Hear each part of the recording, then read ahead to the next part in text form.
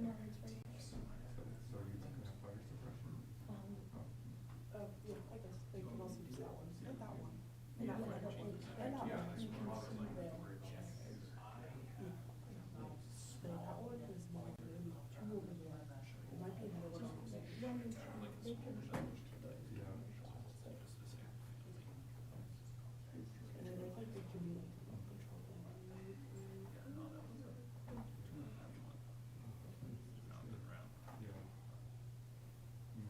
Whenever you're ready, The hour of 6:30 PM having arrived, I will call to order this regular meeting of the Planning Board. This meeting is being broadcast live on the City of Keene YouTube channel. The video is also streamed on the city's website and is posted on the website by the end of the next business day, barring any technical difficulties. Anyone wishing to view a copy of the agenda and supporting materials will find it on the city website. To receive electronic copies of future agenda packets, please go to the homepage and subscribe to the city meetings email list. The public and other board members will be recognized to ask questions and make comments on the agenda item under discussion.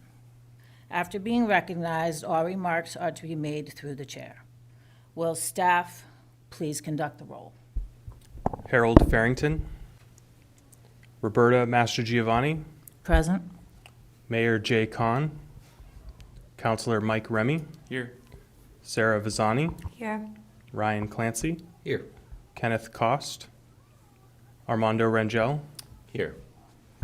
Randon Markolin, Tammy Adams, Michael Hafer. Here. That's it. At this time, I would like to have Michael Kafer vote in place of, I believe it's Ken Klukas, please, okay?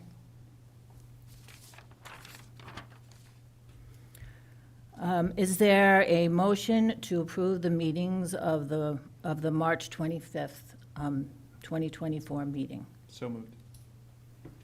Is there a second? Second. All in favor?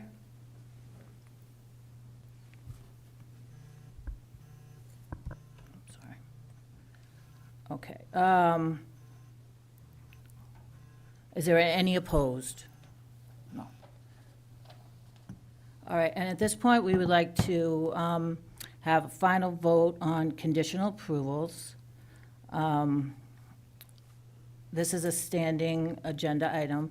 As a matter of practice, the board will issue a final vote on all conditionally approved plans after all of the condition precedents have been met.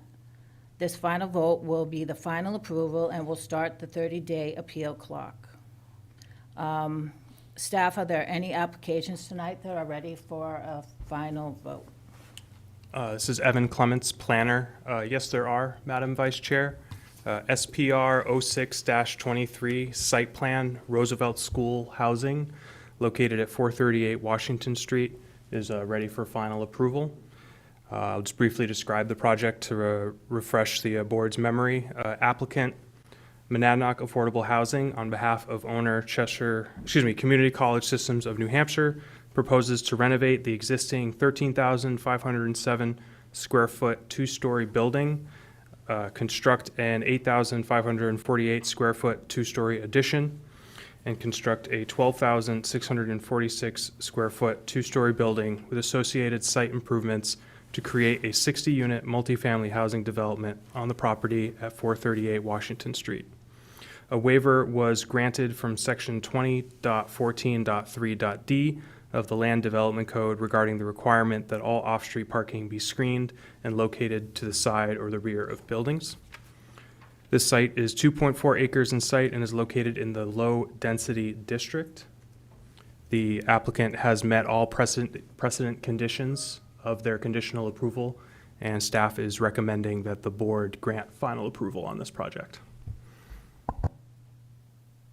And also for the minute taker, Mayor Jay Kahn just joined us at, looks like 6:35.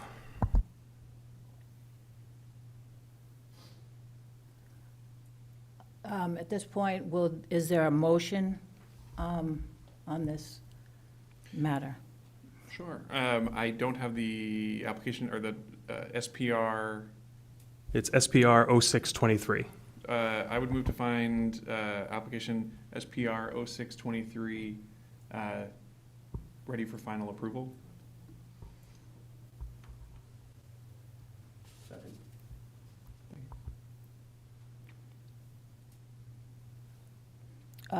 So at this point, there is a vote. Okay. All in favor? Any opposed? Approved.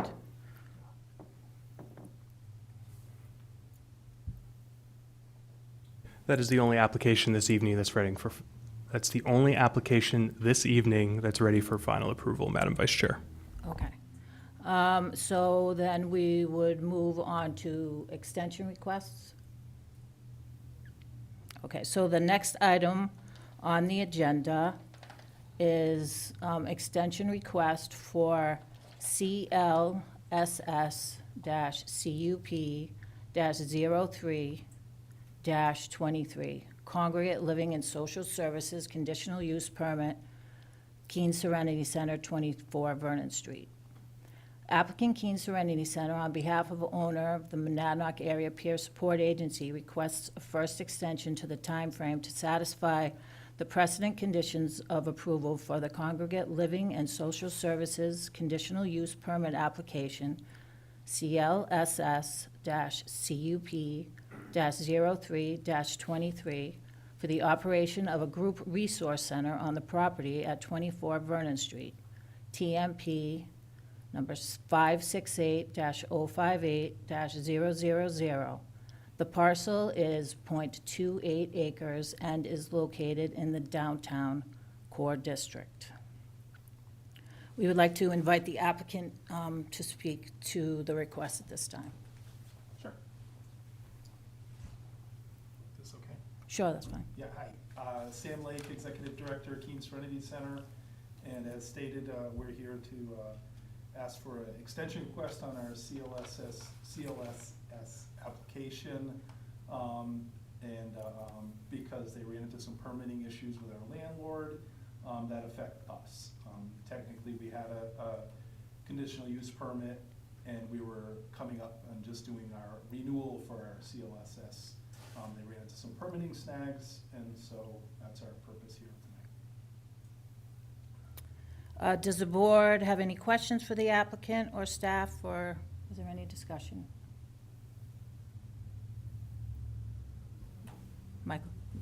Thank you. I would just be curious if staff had any comment or concerns or questions. It seems pretty straightforward to me, but We have no comments or questions or concerns. Serenity Center and the Monadnock Peer Support Agency have been super helpful. It's been really easy. It was just a hiccup in our process and in their property that we were able to deal with. So, all in favor. awesome. Thank you. Okay, so is there a motion to approve this request? Also move.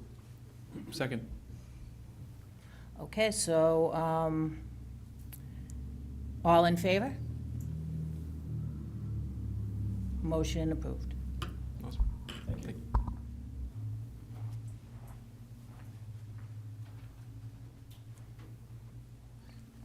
Okay.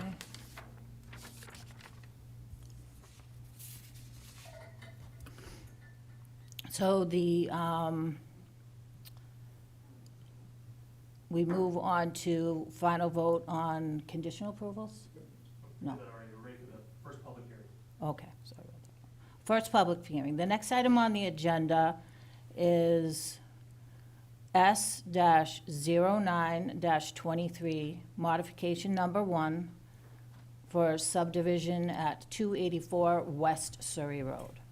Applicants and owners, Corbett and Colleen Cook, propose to modify the 3-lot subdivision at S-09-23 of their property at 284 West Surrey Road, TMP number 206-025-000, that received final approval from the planning board in January 2024 to remove a note related to a fire protection from the approved subdivision plan.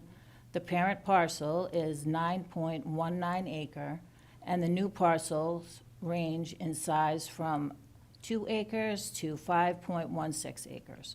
All land is located in the rural district. Does staff have any recommendation for completeness of this application? We do, Madam Chair. Madam Vice Chair, excuse me. The applicants have requested exemptions from submitting a location map, an existing conditions plan, a drainage report, a traffic analysis, and a soil analysis. Staff has determined that the requested exemptions would have no bearing on the merits of the application and recommend that the board accept the application as complete. Would the applicant like to present the proposal? Sorry. Oh, sorry about that. Is there a motion to accept the application as complete? So moved. Would the applicant like to present? Actually, do the vote now. Oh, I'm sorry. My bad. All in favor? Motion so passes. Okay. And now, sorry about that, we would like to invite the applicant to speak. So my name's Corbett Cook, and I'm property owner at 284 West Surrey Road. We had the property subdivided for a single-family home, and there was a stipulation in the building code requiring fire protection. And we are applying to have that stipulation removed from our subdivision, approved subdivision plan. Do board members have any questions for the applicant?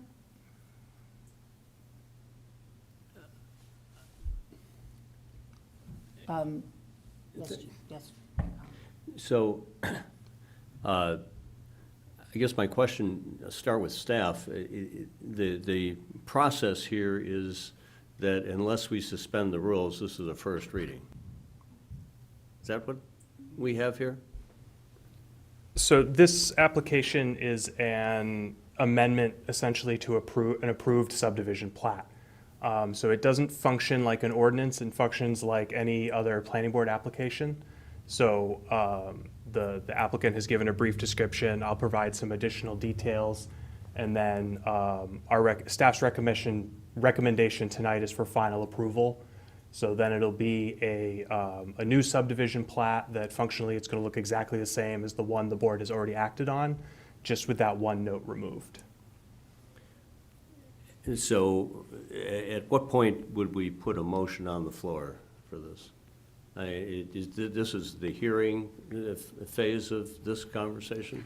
So the board has accepted the application as complete.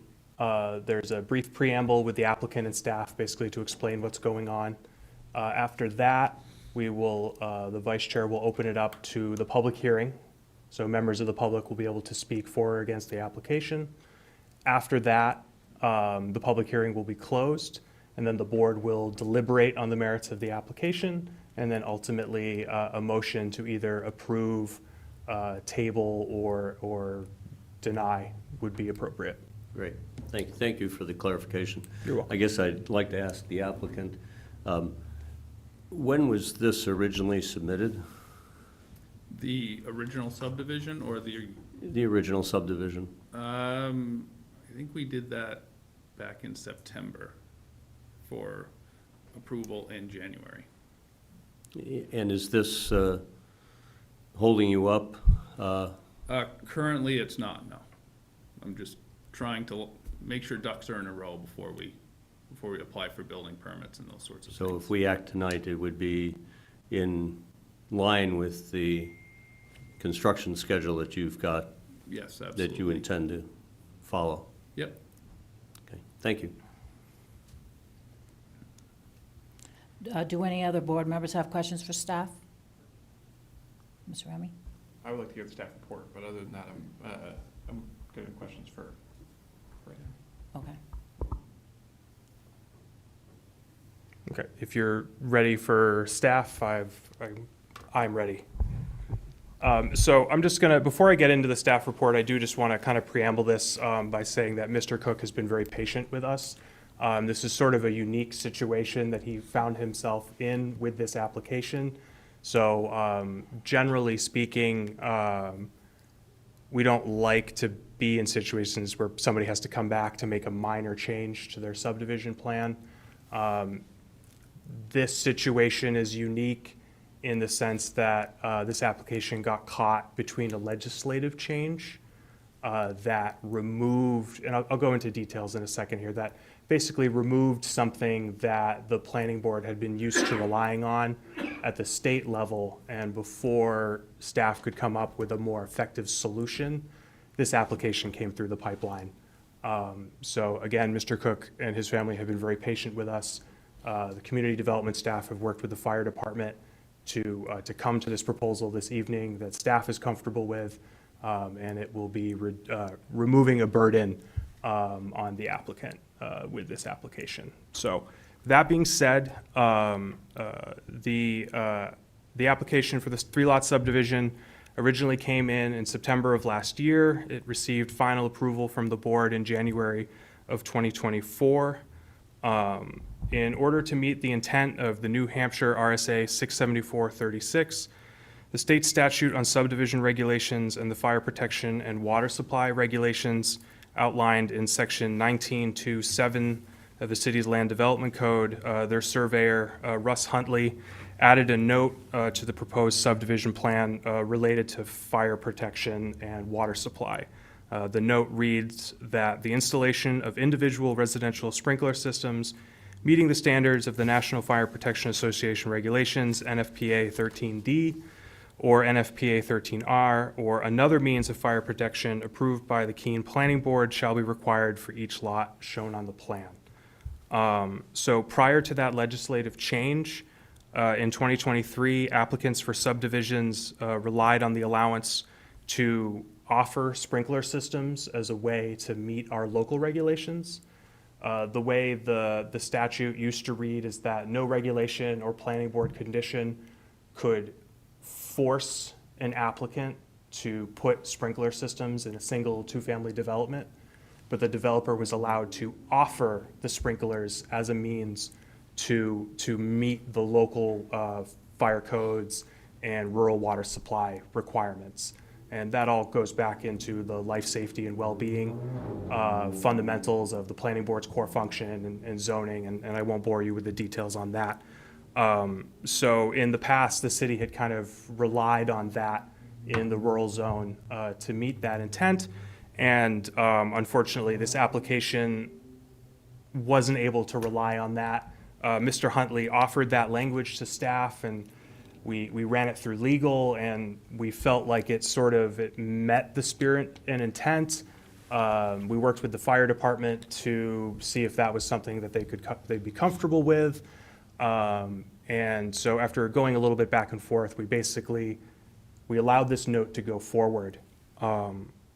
Since then, community development staff has had more productive conversations with the fire department to basically come to an understanding that in the case of the rural zone, in small residential developments like this application, the fire department has sufficient capacity to service these small little neighborhood additions. And the city doesn't need like a 50,000-gallon fire cistern for a 2-lot subdivision, or a dry hydrant, or like very invasive, expensive infrastructure in existing neighborhoods that the fire department already serves. So basically, this application is coming in this evening to remove that note for everything that I've just stated. So in regards to regional impact, there is no regional impact. We believe ultimately you will need to make that determination. Like I said, the fire department has sufficient capacity to serve this 3-lot subdivision. No additional water supply measures are necessary. And so the recommended motion this evening is approve S-0923 Modification 1, as shown on the plan, identified as 3-lot minor subdivision, prepared by Huntley Survey and Design, PLLC, at a scale of 1 inch equals 40 feet, dated August 31st, 2023, and last revised on February 22nd, 2024. With one subsequent condition final to approval, And that is just that all subsequent conditions of approval on the original subdivision application, S0923, which have already received final approval from the planning board on January 22nd, 2024, remain in full force and effect. And I'm happy to answer any questions at this time. Mr. Remy? Just to save me having to read that, can I say so moved? And we can have discussion after, Yes. if there's a second, I guess. I Is there a will. second? Yes, Thank you. second. Thank you. Okay. Do board members have any questions for staff? I would just say, I don't see any regional impact. I agree with the staff's statement that there's no regional impact of a 3-lot subdivision removing its fire protection. Shall we invite the public to ask any questions or provide comments at this time? That would be appropriate. Okay, is there anyone in the audience that would like to make comments at this time? Okay, so since there is no one in the audience, we would like to close the public comment portion for deliberation. And now, at this point, are there any concerns or remaining questions from the board? Madam Chair. Yes. Yeah, I just like to say, I think the recommendation is entirely appropriate, and I'm pleased to see that the rationale that's been offered, I hope applies more generally to rural developments that are currently served by the fire department, that we recognize that this kind of additional costs, as you've described it, the additional alternatives aren't necessary in those conditions. So I'm pleased to see this come forward. All right, so then at this point, I would ask for a motion, which he already moved for the motion, and then we can move forward with a vote. Okay, so all those in favor? And since there are no one against it, the matter is approved. Thank you. Thank you.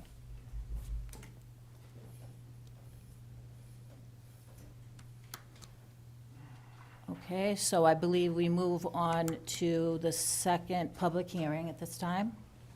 The second public hearing is for SPR-12-17, modification number 2, site plan on Archway Farm, 183 Arch Street.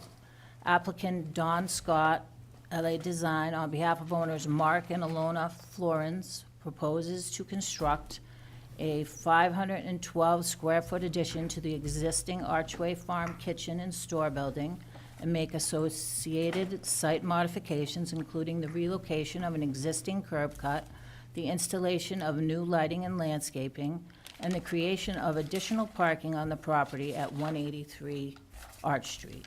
TMP number 107-001-000.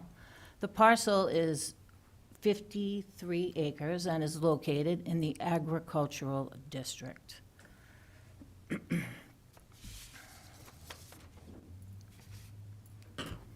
Does staff have any recommendations for completeness of this application? Thank you, Madam Vice Chair. Evan Clements, planner. The applicant has requested exemptions from submitting a traffic analysis, soil analysis, historic evaluation, screening analysis, and architectural and visual appearance analysis. After reviewing each request, staff has determined that granting the requested exemptions would have no bearing on the merits of the application and recommend that the board accept the application as complete. Is there a motion to accept the application as complete? So moved. Second. At this time, we would like to invite the applicant, oh, sorry. Okay, so we have to vote on the motion, sorry, guys. All those in favor? So the motion passes. We would now like to invite the applicant to present the proposal. Okay. I'm Don Scott. I'm a landscape architect hired by Mark Flores, and he would like to start how we got to present this project to you. Thank you. Yes, Mark Florenz. I'm, along with my wife Alona, the owners of 183 Arch Street and Archway Farm. We are a farm primarily focused on raising livestock. We've been in operation for close to 10 years now. Our, we are dependent upon our retail sales and selling to the local community to make our farm viable. Our farm store has grown over the years. We started out very small, and then we worked with the city of Keene and put in a commercial kitchen a couple years ago. And I think Don has a great drawing here, which helps to kind of visualize it, where our current, we're staying on the first page. So our current operation is this existing, what was a 3-stall garage when we purchased the property, that we have slowly changed to have, what is here, what will be the office is our retail store right now. So it's, all of 91 square feet. Most of the building is taken up with, a walk-in freezer and a commercial kitchen. So, what is limiting our ability to sell more retail is really the space we have. And, the location of the building, we're just kind of hemmed in by a septic in the back and a driveway on one side and an area that gets wet on the other side. So we're working with council to do our best to expand the farm store, to give us space to sell more of our product and hopefully bring in some other regional products from local farms, and then also give us some more space in the commercial kitchen, which will help our operations. It's two things too. I like to say it's having more space, and it's also making the operation look more like a farm. And I think the reality, as you can kind of see from these pictures, is it still looks like a 3-stall garage, which doesn't necessarily fit what people think of as a farm store.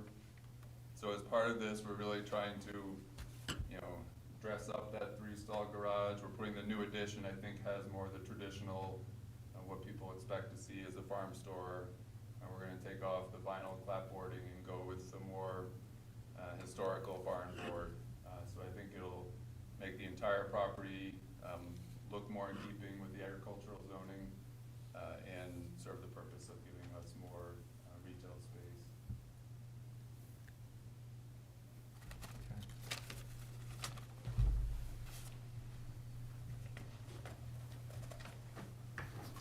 So I'll be presenting most of the site plans and going down through the standards. But I wanted to share this image to show how the farm store works together collectively in the context of the other structures on the property. This is his private home, other supporting barns. This would be where the new parking will be. This is the new addition. And this is generally the view that we would have coming down Arch Street, looking at it heading westward.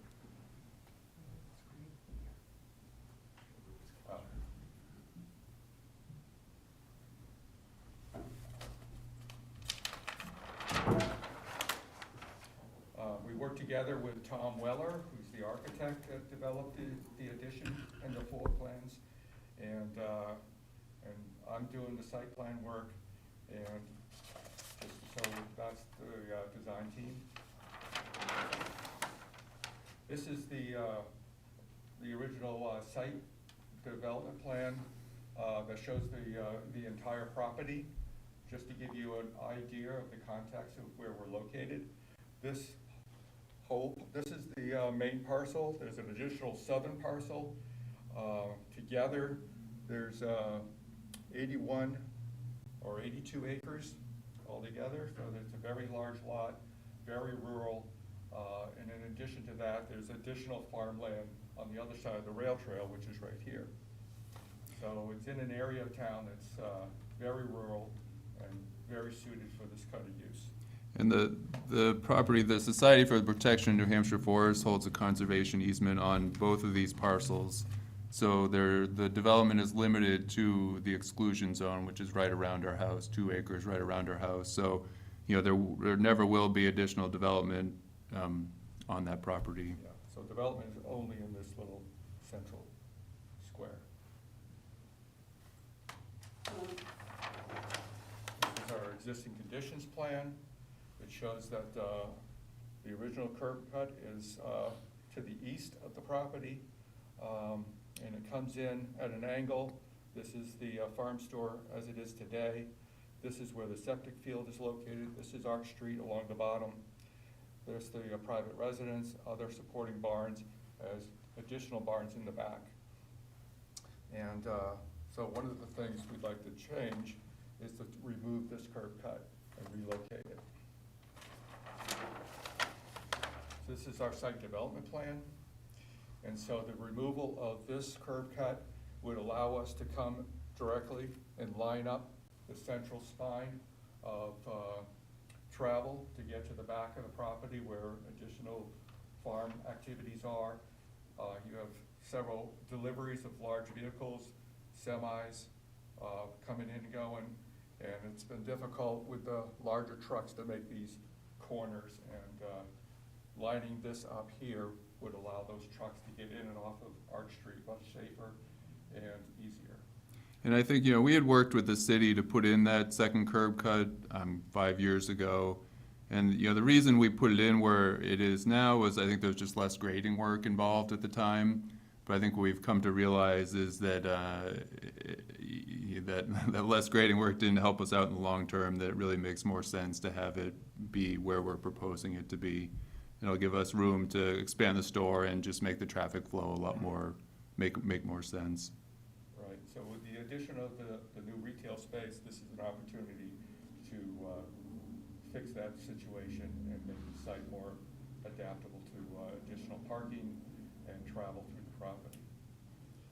So everything in gray is what's going to be reconstructed. There's already parking on this side in front of the store. So most of this area is already disturbed. So we're not really adding a lot of further disturbance. We're removing some of the driveways, especially here, and there's another connecting driveway over to the residence, which also will be removed. And those areas will be put back to grass and lawn. The other thing that we're doing in order to address surface water runoff and treatment is putting in a vegetative treatment swale. And right now, this area in front of these barns is a fairly wet area, partly because of this pathway that is blocking some of the drainage to get down to these 2 culverts. And so with the removal of that pathway, and in the addition of a swale that will run down the backside of the new parking area, come through a culvert, a new culvert under the new driveway, and create a basin in front of the pipe that is exiting to the south under Arch Street. So those basins and swales become opportunities to collect all the stormwater and hold the stormwater for a period of time for infiltration. It's going to be vegetated to filter out toxins or any kind of siltations, and water exiting the site will first of all be less and cleaner. And then when it gets to the other side of the property, there's additional fields where the water can continue to pass on a sheet flow basis across the fields. I've done a stormwater management calculation, and I'm showing a watershed for this pipe here that runs through the middle of the buildings, runs around these barns, and right through the middle of the residence. That area consists of 28,500 square feet of area that's then divided into what's 100% runoff for roof structures or gravel areas, and then the lawn areas were calculated to be 30% runoff because they're roughly 2 to 4% slopes. Therefore, most of the water has time to infiltrate into the ground, and about 30% is what's runoff and will end up in our swales. And then I did calculations of what a 2-inch storm would generate for that watershed. And the numbers are, for a 2-inch storm, is 2,800 square cubic feet of water. The swales in the basins will hold 3,000, there you go, just over 3,000 cubic feet of water. So it could easily hold a 2-inch storm and probably even a 3-inch storm. And then a 5-inch storm runs it up about 7,000 cubic feet. But then we have infiltration, so I did some perk tests of those areas, and with those percolation numbers, we can hold and infiltrate about 10,000 cubic feet of water over a 24-hour period. So with all those calculations, I believe I'm proving that not only are we reducing the flow of the water that exits under the road, but we're creating more opportunity for filtration, infiltration of the stormwater.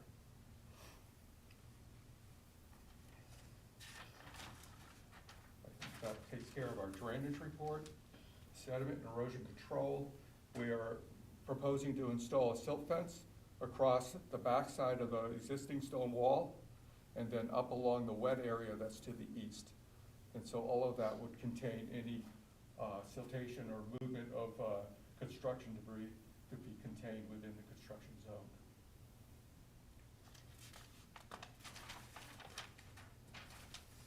Snow storage and removal.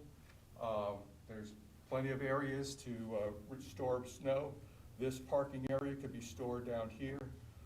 This whole area could be stored on this side and up in the back here. This little staff parking area can be stored along the back side of that. So there's plenty of areas not only to store the snow, but once it melts, it would pass through the infiltration system and also be treated in the spring as it melts. Then 20.6 on screening. We are providing some screening to the road. I'll turn to the planting plan.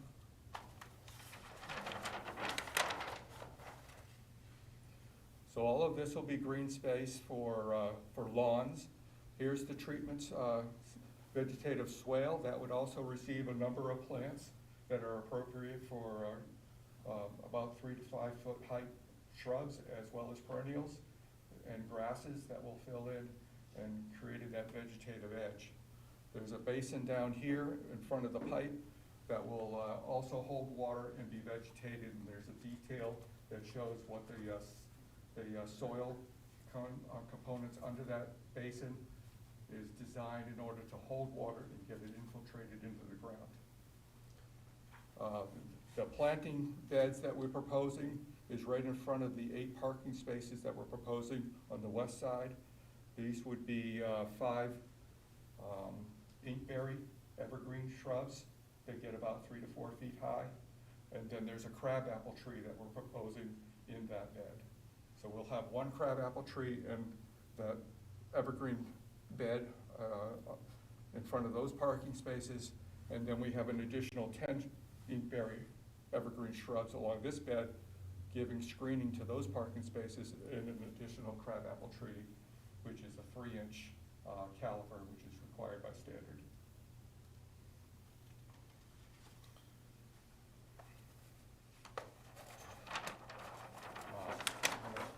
Flip through, this is our detail for the infiltration basin. A lot of details about how that's constructed. Basically, it would essentially be a rain garden. You may be familiar with those components. This is an image of a 2-rail fence that would run along the backside of those 8 parking spaces on the east and in front of the treatment swale, so that keep the cars from, cascading into the swale, and creates a nice separation between the retail space and the private space of his home. This is the metrics for our lighting plan. We're proposing to install 4 pole lighting for the parking areas and 3 wall-mounted lights for each of the 3 entry doors. This is the existing building. The pink is the proposed new building. There's a staff entry door on the west side that would receive a pad and with a little roof overhang with a light. There's a back door with a pathway, which is the bathroom in the back, which will also be available to the public with that pathway with a little roof covering over the door and a light. And then there's the front entry, which also has a short roof section across the 2 French doors that are be the main entrance, and that will have a light.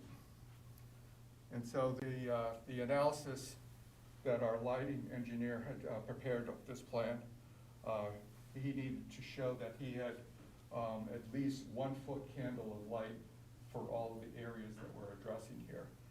And so in the different colored areas, you can see that in this first area with this small parking area, he has 1.5 foot candles with a maximum of 2.5 foot candles, depending on how close you get to the fixture. The next area is most of the driveway areas, and that has a 2.5 minimum and up to a 4.75 candle lit area. And then the green spaces, the parking spaces to the west, that has 2.15 candle lit and up to 3.17. So all within the parameters of the amount of light that is required for the evening hours. I want to point out that the regular hours of the store are 9 to 7, is that right? Mhm. And so the only hours that we are going to be needing this kind of lighting would be maybe 2 hours, maybe 4 months of the year, and right around Christmas. Most of the time, we're going to have natural lighting and won't have any need of this this level of lighting.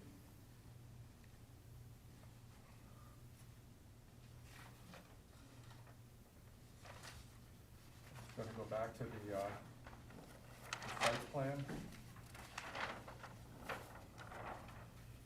And I believe that runs through, well, we talked about traffic. The staff prepared some calculations for us. They didn't have anything in their books that would identify this as a farm store, but they did have numbers for a variety store, which isn't quite the same thing. And a variety store would generate, by their calculations, a 32.6 vehicle trips per day. Mark's experience over last year, he tells me that his existing store is receiving between 10 to 12 cars a day. And if we build this new retail space with a nicer presence on Arch Street, we might have a 50% increase, which would bring that up to more realistically 18 or 20 cars per day or trips. So we feel like that's still a low number, and I don't feel we are going to be impacting Arch Street too negatively.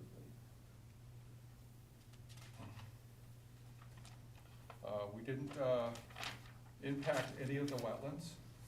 We believe some of the wetlands may be in this wooded area over here. Again, this area that we're proposing to put parking, this is the handicap space that we provided. That's already gravel space and parking today, so that area is already disturbed, already impervious. We're just simply going to give it more definition. Also, I didn't mention that we are also by standard required to put wheel stops at the end of each parking space, so that it's, because we can't paint gravel, so the wheel stops will indicate so that people park in the right locations. The other thing we added was a bike rack to the front of the building, which is located on the east corner, and that was a requirement of the standard. We will have a bike rack there. And I believe that covers all of the points that were brought up by the staff. And then the architectural appearance is basically back here. So So this is the existing and proposed, and here's the floor plans. So we will take any questions the council would like to ask of us. Do board members have any questions for the applicant? Mike? I would say that was very thorough, so thank you very much. I would agree. Madam Chair. Yes, Mayor Con? Thank you. Good to see you, Mr. Flores. See you? Just a couple of things about your site and you know, what takes place there. Are you the only cattle raiser that actually is providing local product in the city? I mean, we're the only livestock farm in the city. You know, Green Wagon is the other commercial operation. So yeah, there's not a lot of commercial farms left in the city. Yeah, I thought so. I mean, I think it's a virtue for our city to have some remnants of our farming past still present in our city. Reminds us. The other, do you offer some classes too, to?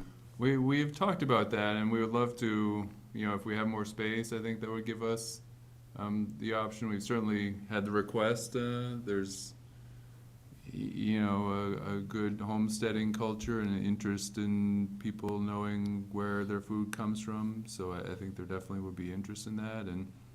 And frankly, that's what, you know, we are a retail operation. We wholesale very little, so we're dependent upon satisfying the local customers and meeting their need for, you know, for food and for understanding how agriculture works Yeah. locally. So to follow up on that, in the event that you were doing some classes on the site, how would and maybe your site consultant can add something here, but how would the vehicles, you know, drop people off and? If we did any classes, up. they would by necessity be small and wouldn't, I mean, I can't see us fitting more than, you know, 6 or 8 people in the space. So I don't think there's any way we would exceed the parking spots that are built into this plan. Yeah. And last one. Yep. I think having stopped by your store, some of the products that you sell, it's not meat necessarily, it is some products that other farms in our county are producing, and you're just a point of sale for those. Yep. Yeah, and we're cognizant of the sort of state definition of farm stand, and I believe it's that, you know, 30% of what we sell has to be produced by us, and I mean, we're in excess of 75% currently. That's our product, you know, milk, cheese, you know, other local products we sell are secondary to selling our own product, but we think it does kind of complete the offerings. We can complete the shopping experience as well as support other local farms. Great, thank you. The parking requirements, you know, originally I was looking to provide enough parking, and I think we had, was it 3 spaces per 1,000 square feet or something like that, or 2 spaces or something. We have 13 spaces that we're going to be providing, but as a farm stand, we're not required by statute to provide any minimum of parking. So the 13 spaces we're offering are well in exceedance of the standard. I couldn't tell that from the site, but where you've designated parking, that's sufficient to meet what you've just said? Right, and with the anticipated additional trips to the site, this will be more than enough parking. And there's probably more parking in the back if you needed it. I mean, yeah, and we do periodically hold larger events, and we're not lacking for open space. So, you know, we work with the city to to draw up a parking plan, and we certainly have options in the event that we hold larger events, but that's not our day-to-day business. You know, I mean, we've done that once or twice a year.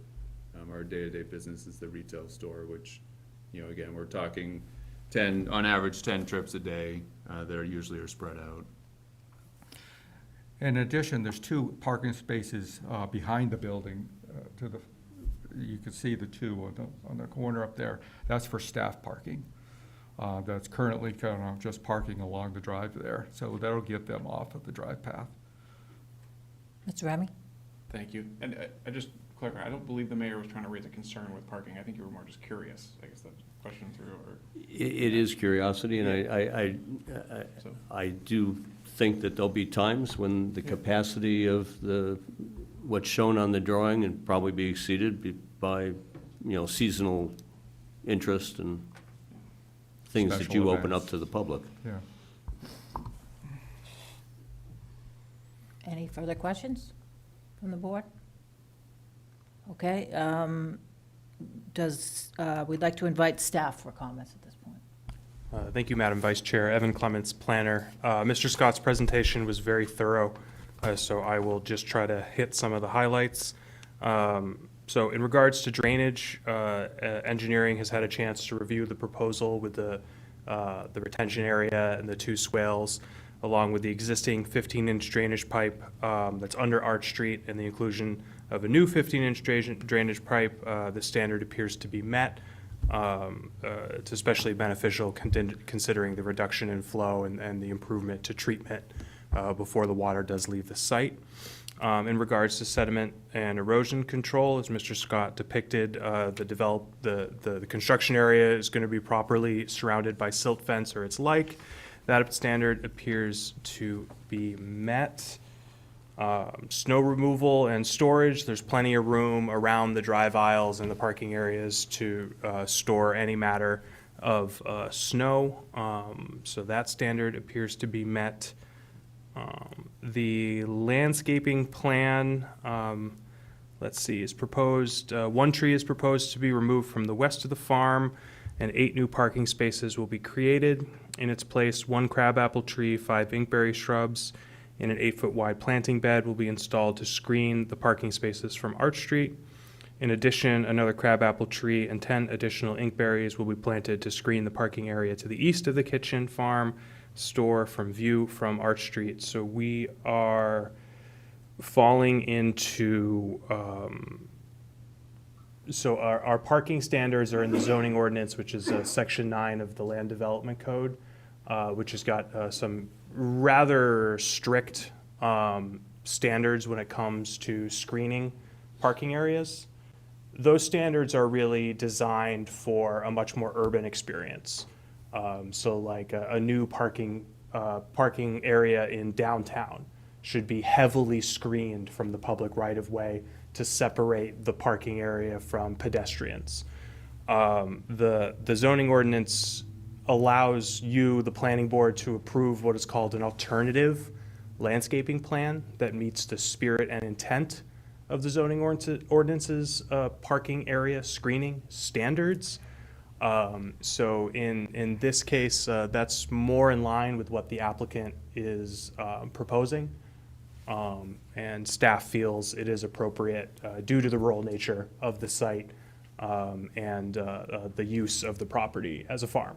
So you will need to determine ultimately if these parking areas are properly screened. So let's see. In regards to lighting, as Mr. Scott said, the parking area is in compliance with our average foot candle ratios and our uniformity ratios. So the proposed lighting for the couple of months of the year will actually be on. Won't have any real hot spots or real dark spots, so it will allow for safe vehicular movements and pedestrian traffic across those spaces. The only question I have for you, Mr. Scott, and I apologize, I haven't been super involved in this application. You've been working with Megan on this. Did you submit an updated cut sheet for those lighting fixtures for a CRI that's greater than 70? I did, but I have it in front of me here that I could offer you.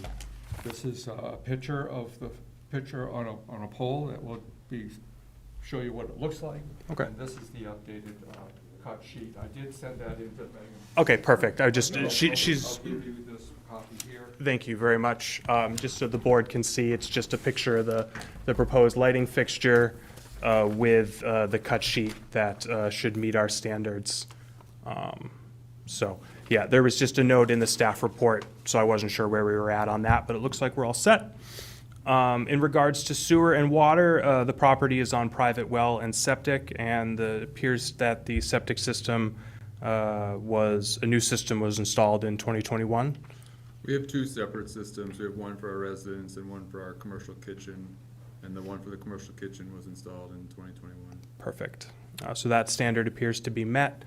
In regards to traffic and access management, so the existing easternmost curb cut is proposed to be removed, loamed and seeded, and relocated farther to the west.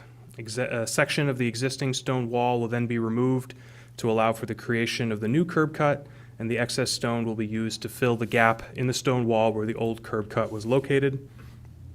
That new parking area with 3 parking spaces, including an 8-foot wide accessible space and installed in tandem with a 5-foot wide access aisle, will be delineated using an accessible parking sign, and that will be located to the east of the new farm stand area.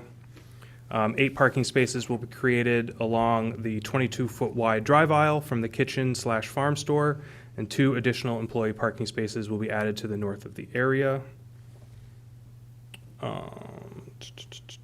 So in regards to the traffic generation, as Mr. Scott described, they are anticipating somewhere in that 20 vehicle trip per day range. Hopefully we can get you up to that 32 per day. So that's well within our standards, and a full-blown traffic study is unnecessary and not required. The bicycle parking will be provided with an 8-foot parking rack to the east of the entrance of the new farm store, and a walkway connecting the drive aisles to the west of the building will direct pedestrians to the public restroom at the rear of the kitchen. This all appears to be met. In regards to filling and excavation, the narrative states that the project will not exceed the limits of the standards outlined in the Land Development Code for filling and excavation. So the need for a specific traffic plan related to large trucks is unnecessary, and this standard appears to be met. As Mr. Scott said, no surface waters or wetlands will be impacted with this proposal, so this standard appears to be met. The project narrative states that there will not be the use of any hazardous or toxic materials on the property, and that standard will be met. In regards to noise, the project narrative states the proposal will not increase the amount of noise generated on the site, so that standard appears to be met. And then last but certainly not least is architecture and visual appearance. The renderings included in the staff report, figures 2 and 3, show that the farm stand will have a corrugated metal roof and a forest green finish with rough sawn pine barn board siding in a weathered gray finish. Braces and doors will be finished in a barn red color, and windows will be white. This will match the finish of the existing tractor shed that was constructed on the property within the last few years. And the board will need to determine whether the proposed exterior building materials comply with the architectural and visual appearance standards. So I've got all of that. Staff making a preliminary evaluation do not believe that this application rises to the threshold of regional impact. And the suggested motion this evening is approve SPR 12-17, modification number 2, as shown on the plan set, identified as Archway Farm Store, March 2024, 183 Arch Street, Keene, New Hampshire, 03431, site permit plan set, prepared by Don Scott, RLA, at varying scales, dated April 8th, 2024, with the following conditions. Prior to final approval and signature by the planning board chair, the following conditions precedent shall be met. Owner's signature appear on the title page and proposed conditions plan on sheet L2 of the plan set. Submittal of 5 paper copies and a digital copy of the final plan set. Submittal of a security in a form and amount acceptable to the Community Development Director and City Engineer to cover the cost of sediment and erosion control and landscaping. And then subsequent to final approval and signature by the planning board chair, the following conditions shall be met. Prior to the commencement of site work, the Community Development Department shall be notified when all erosion control measures are installed, and the Community Development Director or their designee shall inspect the erosion control measures to ensure compliance with the approved site plan and all City of Keene regulations. I'm happy to answer any questions at this time. Do any of board members have questions for staff at this time?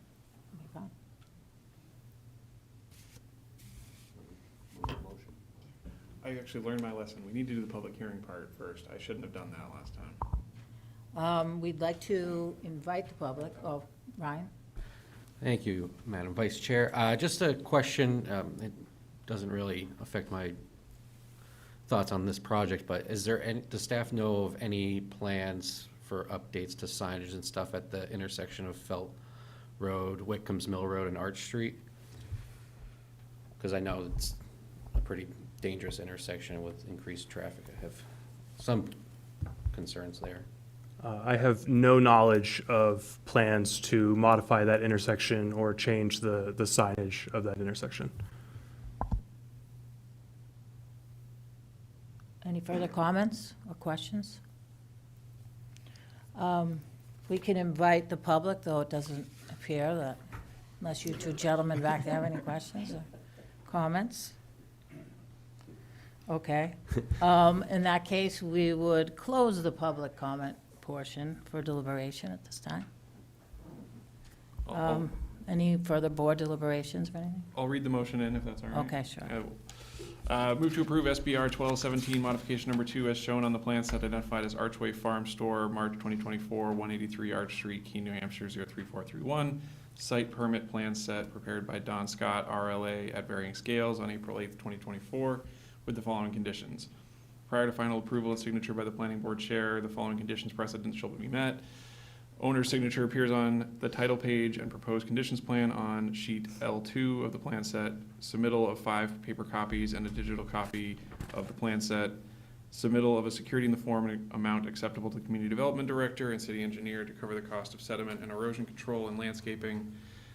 2, subsequent to final approval and signature by planning board chair, the following conditions shall be met. Prior to the commencement of site work, the community development department shall be notified when all erosion control measures are installed, and the community development director or their designee shall inspect the erosion control measures to ensure compliance with the approved site plan and all City of Keene regulations.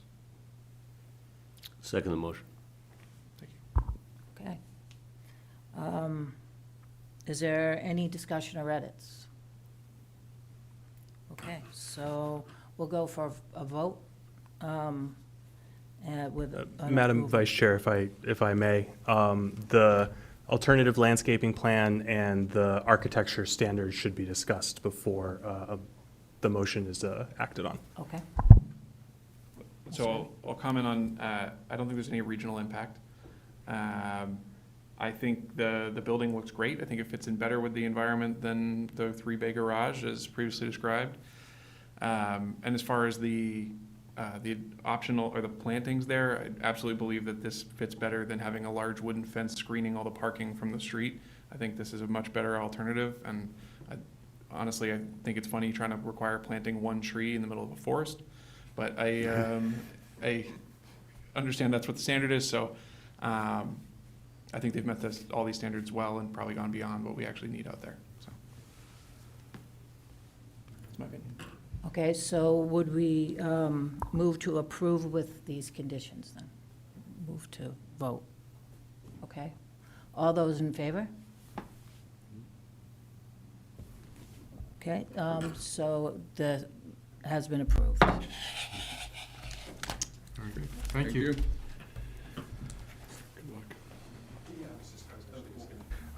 Just for the minute takers' benefit, Mr. Harrington, our chair, entered the room 7:10. Thank you. Sounds good to me.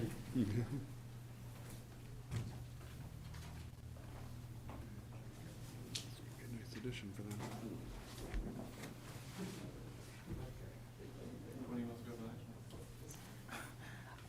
Okay. So So, at this point,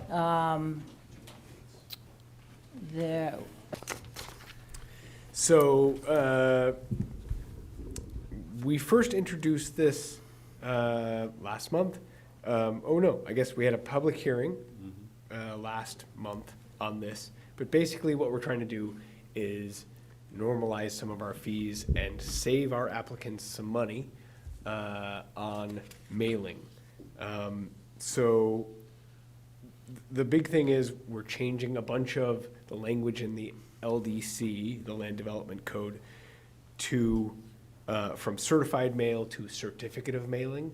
That really just reflects both what's in the statute, the state statute, what they require, and then the products offered by the Postal Service. So we realized there was a way to satisfy the requirements of the statute while saving our applicants money. That seemed like a good thing.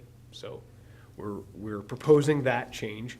And then we're also, with the work done by our joint committee as well as our planner, Evan, to bring the cottage court overlay CUP forward. We're proposing that an $100 application fee be added to the schedule for that. And that is everything, as far as I can tell.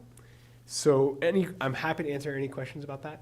It's pretty straightforward, but those are the changes we're proposing.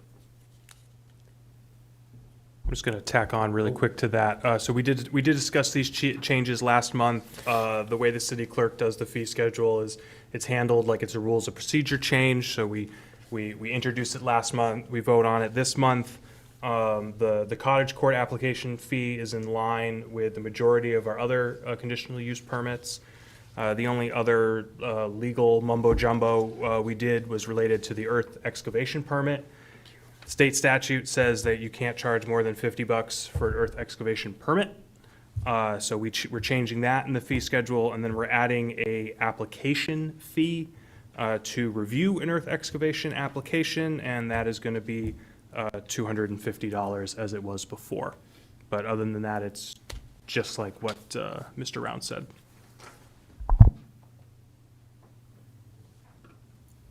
Mr. Remy? Thank you.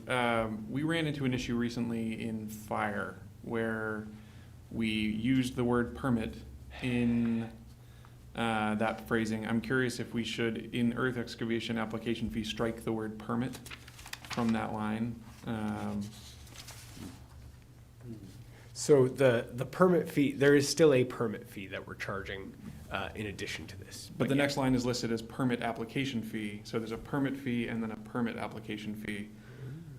And I'm wondering if we should strike the word permit from that line or from each of the lines after that.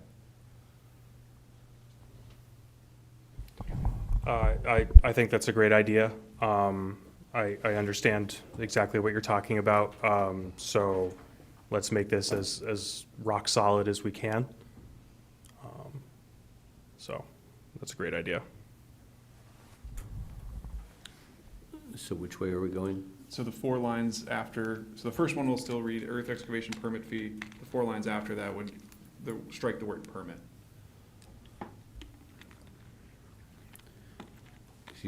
May I continue there, Madam Chair? Yes. So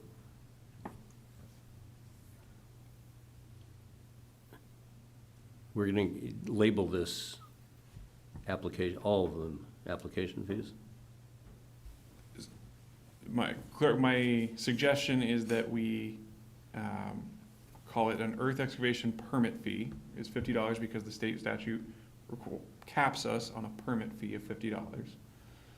The earth excavation application fee is not regulated by state statute and would be $250. The next three would be the same thing: major amendment application fee, minor amendment application fee, renewal application fee. Each of those would be not permit related.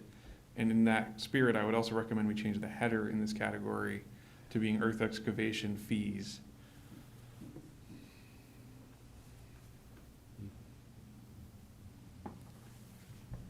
could we call it earth excavation application fees? Well, because one of them's a permit fee. So, Ooh. So I think I think it's cleaner to just call it earth application fees,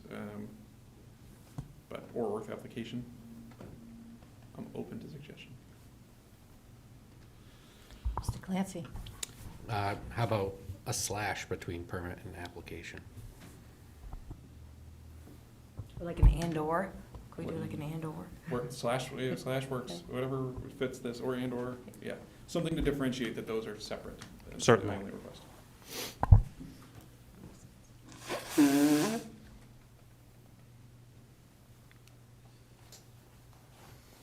Any other comments?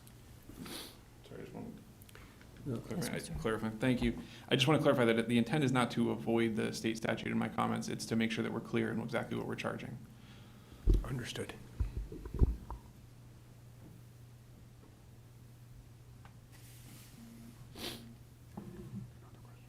So, Madam Chair? Yes. Thank you. I just wanted to understand one of your presentation comments. This looks like fees are increasing. Yes? No?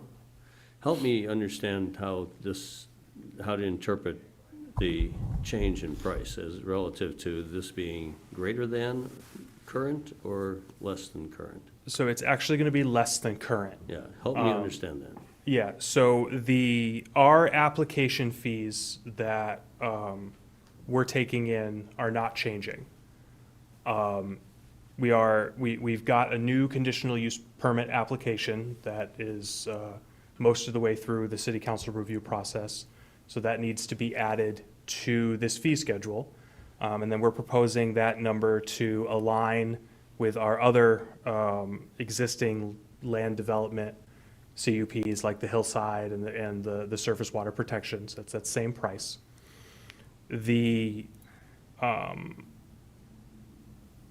earth excavation permit is the same, but it has to be split out to identify the permit cost, which state statute says can be no more than $50.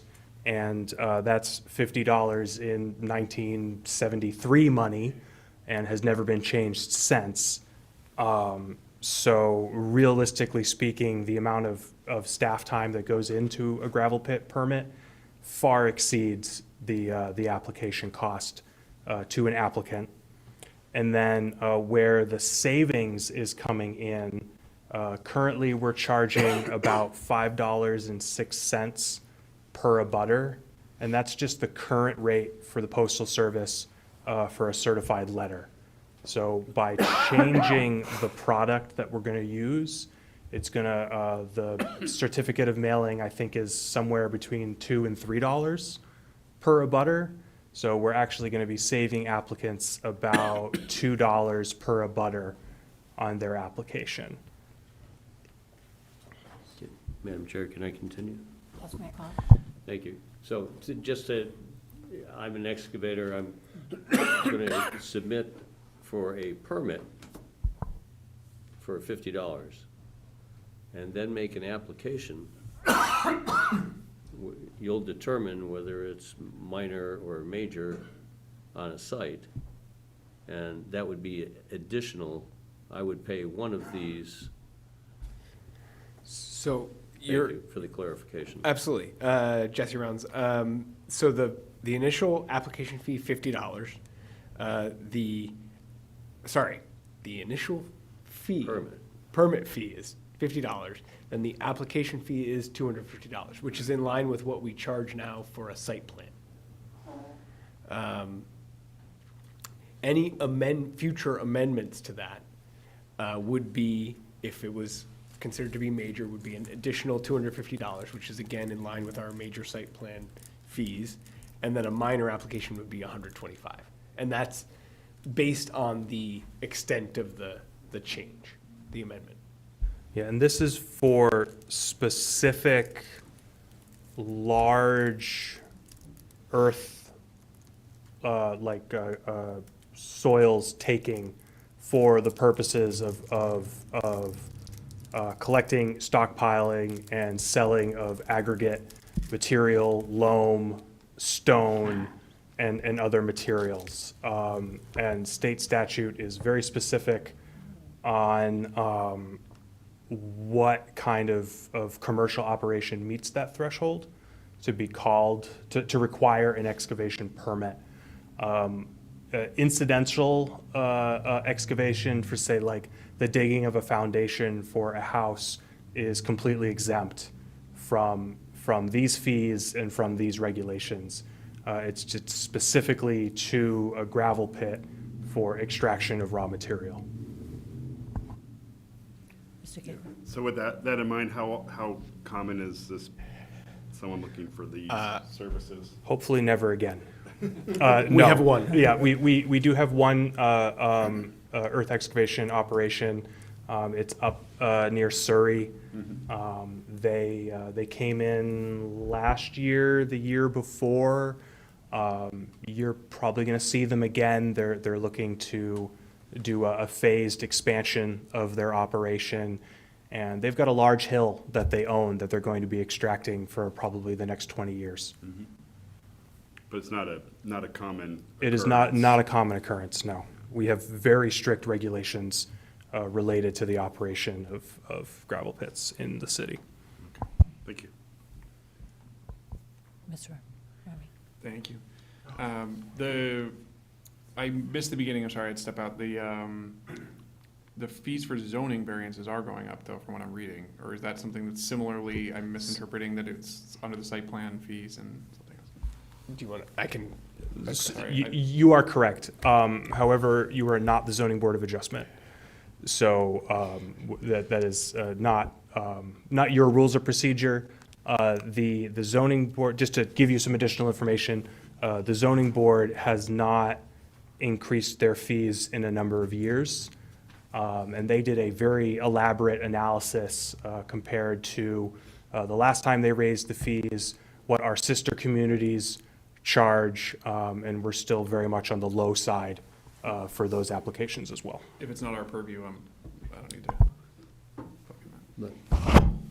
Mayor Con?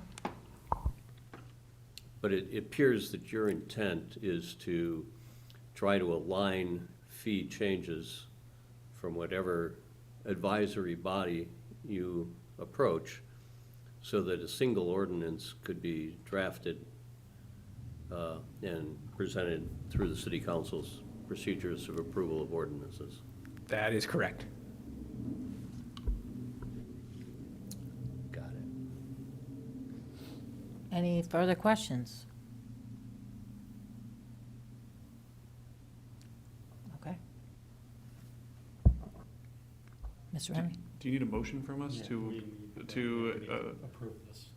So I move to approve these fee changes and recommend that the city council adopt an ordinance to their effect. We have a second? Yeah, I think that works. Yeah, are we approving the recommendation Of the to increase those fees that are appropriate to the planning board? So yeah, you're adopting the proposed changes to your rules of procedure, I think is how the city clerk wants it to go. But we can't adopt them until the city council passes or accepts them, right? We can recommend Do you that. have all night? Okay, so So how it work, how the clerk's office handles it is each individual land use board that has fees adopts it as a rule of procedure change. They then have a certificate that we will draft, and then the board will sign. We then collect all of those certificates together, and then that will then move through to city council as a single ordinance change. And that is happening because the land development code is both its standalone document and chapter 100 of the city code of ordinances. move to adopt these as rules and procedures. Yeah, rules of procedure changes. Rules and procedure changes for the planning board. Second. All those in favor? Motion passes. Are there any other discussion topics this evening?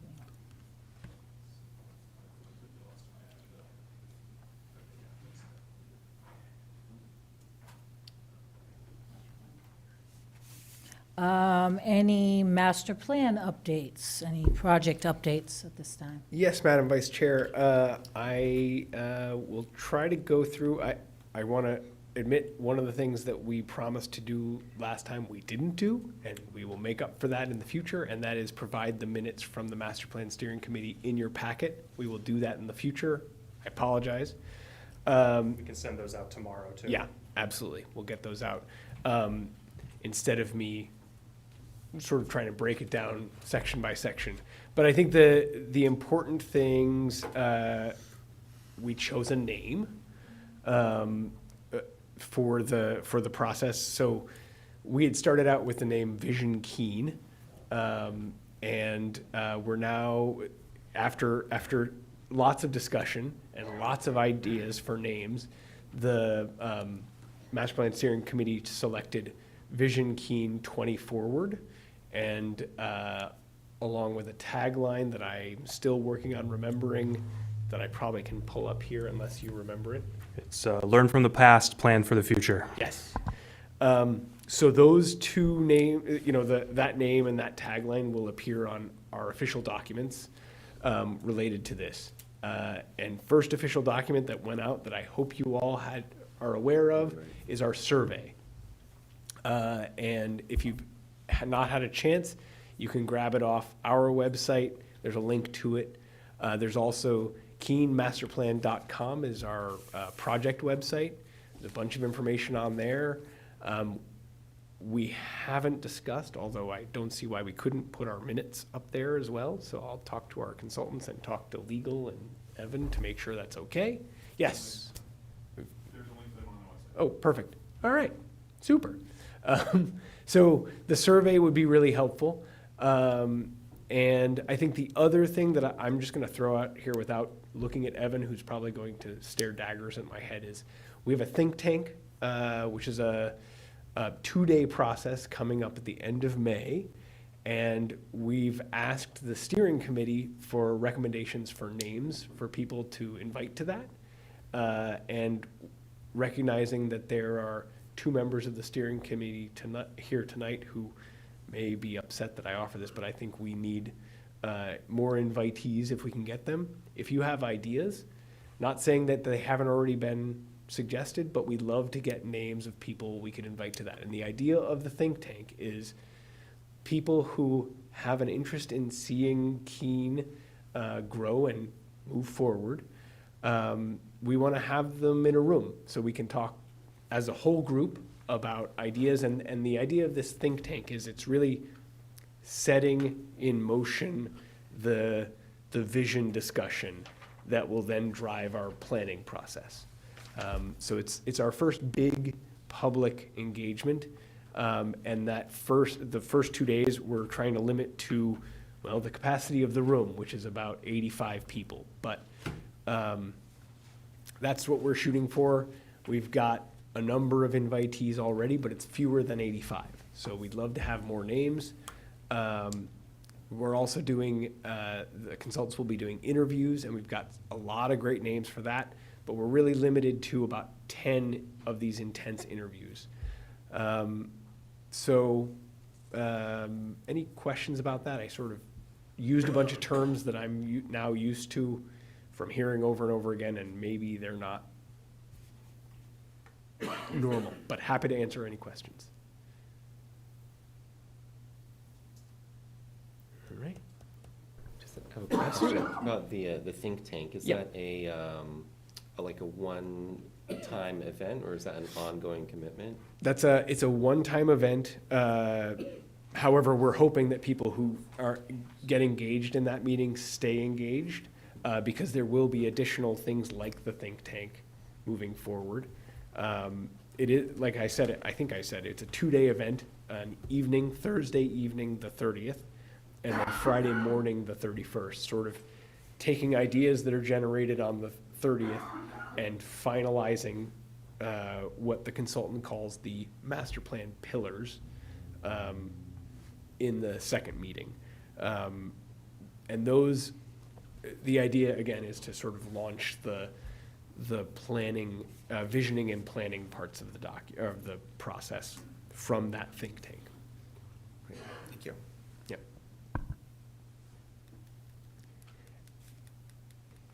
Okay. Anything I might have missed, Evan? that you- No, that's good. The only thing, just to give you a differentiation between the two things, so the think tank is for residents, and it's very much, it's a strategic visioning. It's going to be I don't know, they're not, the consultants aren't calling it a SWOT analysis, which is strengths, weaknesses, threats, and opportunities. But it's going to be in that sort of realm of strategic positioning, scenario planning, where like what happens if the population increases by 50%? What happens if the population shrinks by 50%? And then so kind of playing out those scenarios and seeing like what are people's goals for the city, and then how do we achieve those targets? And then the other smaller subset is stakeholder interviews. And that is not necessarily residents of the city, but it is people who are stakeholders, have major engagement and in the community itself. So we're looking at large employers, small employers, people in the arts, people in the social services sector, and really we're trying to hit like one person from each different area, and trying to make sure that we're not just focusing on the downtown. So also getting more like a rural conservation perspectives, a small neighborhood grocery as opposed to just like CNS or the Stage restaurant and things like that. So it can be easy to hit the usual suspects, but we're trying to cultivate a list that is broader. Thank you, Evan. And that actually reminded me, the survey is for anybody. You send it to your cousins who used to live here and no longer live here, or people you're trying to convince to move here. Really, anybody. We want to know what people think about Keene, if they're from the region and the country, and so that's all helpful. And I did, on Friday, we got an update from our consultants. I believe they had 254 respondents. So we're very pleased with that number for it being, at that point, only open a week. We're really hoping to get a lot more, but that's a really good number to hit. So yeah, really tell everybody, like wear them out. Make them afraid to pick up the phone when you're calling them because you've told them about this survey so many times. And it's open until when? Mid-May, I want to say. So another 3 weeks at least. Something like that, yeah. So I think that's all we had for staff updates. Any new business? No? Okay. Mr. Mayor, I apologize. and- Did you want to discuss the steering committee membership at all, or? No, we're not prepared yet. Okay, very good. Okay, so any other staff updates or anything? All right. So then, the upcoming dates of interest are the joint committee of the Planning Board and PLD will meet May 13th at 6:30 PM. The Planning Board Steering Committee will meet May 7th at 11 AM. There may be a Planning Board site visit on May 15th at AM, that will be confirmed. And the next Planning Board meeting will be May 20th at 6:30 PM. All right. Yes, Hi. Mr. Yeah, Uncle. the joint committee, that first one you mentioned, the joint committee, the planning board, and PLD, is that all of us? Is that? That Yes, is, all the planning board members are invited and encouraged. And so we actually don't have any applications for the regular May meeting, so stay tuned. That may end up not happening.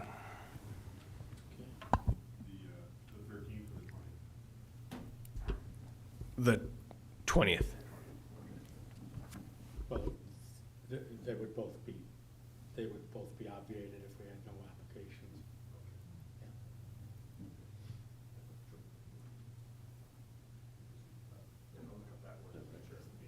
Yeah, we only visit if there's Mr. applications. Mr. Chair, No, he's got a, I don't know what the cutoff is for meeting agenda, but it's usually about a week and a half ahead of the meeting. right, but for joint committee, the charitable gaming item that was continued again because we didn't meet quorum, so that'll be on the joint planning board. Oh, I'm sorry, I thought Mr. Hafer was asking about the site visit. Oh, no, yeah, I'm sorry, yes, both the 15th and the 20th would be, if we don't have any applications, would not happen. Right. But the 13th would, yes, the 13th is happening for sure, It's gonna happen because I need to talk to you the all. last meeting we had, it was the day of the eclipse. Mhm. And the PLD committee, we did not have a quorum. But I'm happy to say the planning board did show up for a quorum. Yes, I wasn't here, but I appreciate you all for doing that. Okay. All right, well, this will conclude our planning board meeting this evening at 8:02 PM. Thank you. Thank you.